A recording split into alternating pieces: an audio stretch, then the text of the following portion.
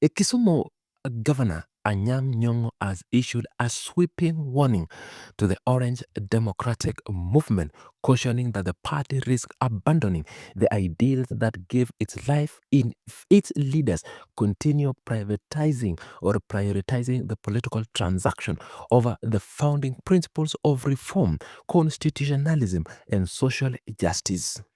Nyongo delivered this warning through a lengthy public statement on Sunday, March 8, 2026, released through his official Facebook account, marking a significant escalation in his engagement with the internal crisis gripping ODM 20 years after its birth from the flames of the 2005 constitutional referendum.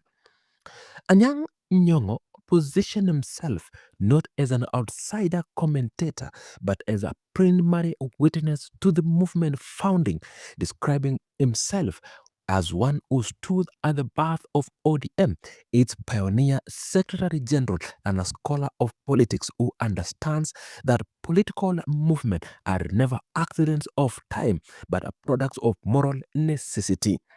He said silence at such other moment would itself be a betrayal of history, signaling that the statement was not a casual intervention but a deliberate act of political response.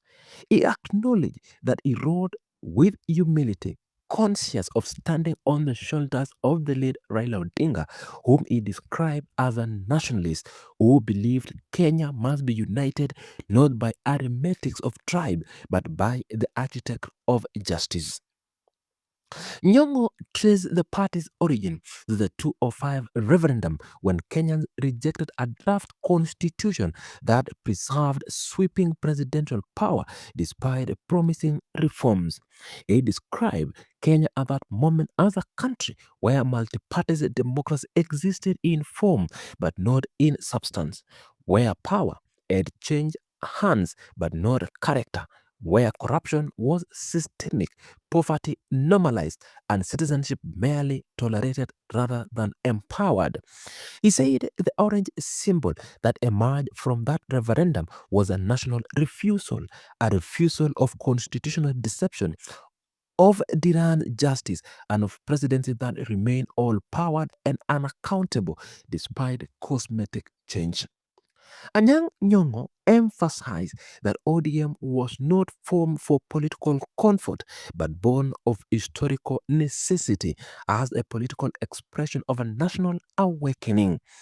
He reminded party members that the founding vision was to transform Kenya's political culture from ethnic patronage to constitutionalism, citizenship, and that belonging to ODM was never merely about wearing orange, but about embracing sacrifice, attempting scrutiny, and understanding that leadership is stewardship rather than entitlement. He said transparency and accountability were foundational commitments of the party, and that forgetting those foundations risks converting a living movement into a nostalgic monument. The Kisumu governor acknowledged that ODM had played a defining role in the passage of the 2010 constitution, which introduced devolution, independent commission, a strong parliamentary oversight, and more accountable judiciary. He said those gains represent the partial fulfillment of the promise of 2005 and that the party had continued responsibility to defend those achievements. He warned that if becoming indistinguishable from the very forces it once opposed, a warning widely understood as a reference to the party's deepening cooperation with Ruto's UDA administration. Nyong'o directly addressed the question of generational change within ODM, saying that young leaders questioning older leadership structure should not be seen as a rebellion, but also renewal and political vitality. He said internal competition was a sign of health rather than a decay, arguing that a movement that could not debate, could not think, and one that could not reproduce leaders, could not reproduce relevance. However, he cautioned the generational change must not erase institutional memory or the ideological foundation on which the party was built, warning that enthusiasm without grounding in principle could accelerate the very erosion he was warning against. On the party's direction over the next 2 decades, Nyong'o said ODM must remain a workshop rather than a shrine, sharpening ideas, testing leadership, and continued to serve as a republic conscience.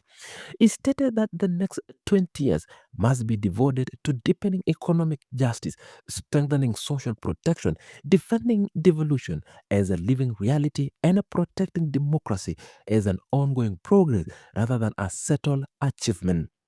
He said ODM was not a monument to 205 but a movement for tomorrow, and that the orange must continue to symbolize conscience rather than compromise. Nyong'o's March 8th statement was his second public intervention on the party's internal crisis within 2 weeks.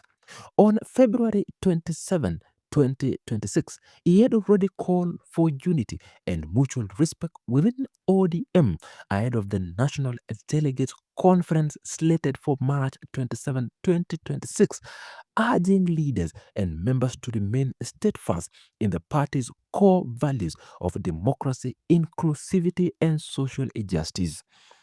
That earlier statement came after the party was already visible divided between the two Linda factions. One Linda ground faction allied with ODM party leader Dr. OBURU Odinga and the Linda Mwananchi faction led by the Secretary General Edwin Sifuna, anchored in figures like Sifuna and Siaya Governor James Orengo, together with Senator Godfrey Osotsi. Osotsi had publicly backed both Nyongo and Orengo on social media, accusing unnamed leaders of abandoning the party's ideals and urging that ODM need thinkers of their caliber to guide it back to its core values and aspiration. Osotsi remarks came after Orengo had declared that he would take political direction on the party matters from the party's secretariat, signaling loyalty to the led Sifuna wing amid intensifying pressure to consolidate the party under Oboro leadership ahead of the NDC.